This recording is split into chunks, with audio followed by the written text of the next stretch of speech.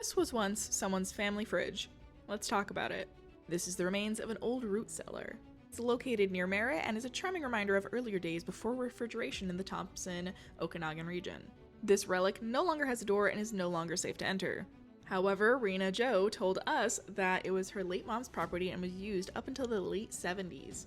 Root cellars like this one used to be standard as part of homesteads in the area. Cellars like this have been around since early European settlers brought their skill to North America. This was long before refrigeration in the grocery stores. Some of the oldest remnants date back to the early 1600s in Newfoundland. To learn more about this remnant in our backyards, do check out the full story on infonews.ca.